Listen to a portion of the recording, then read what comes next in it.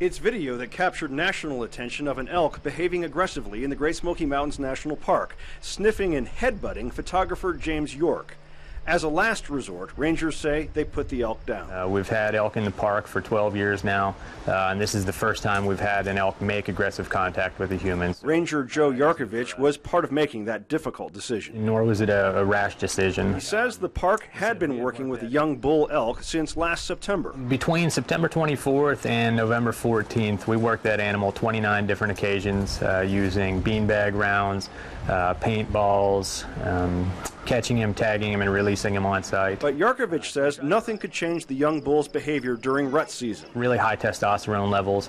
They're really defensive of their harems. They're really aggressive towards anything they see as a threat. And he says the elk's behavior was also the result of visitors feeding him. So it's probably a twofold problem where, he had been fed, had gotten accustomed to people, and ultimately engaged that photographer. Yarkovich says the lesson is don't feed the wildlife and keep your distance. Any kind of feeding, anything like that is a misdemeanor charge under our Code of Federal Regulations, and they can be fined up to $5,000 and/or 6 months in jail. Yarkovich says many comments on social media wondered about placing the elk in a refuge. There's a really intensive disease monitoring program those facilities have to go through, and if they were to take an animal out of the wild, they would basically lose their credibility as a chronic wasting disease-free facility. And he says accredited zoos already have mature bull elks that would lead to the death of the younger one.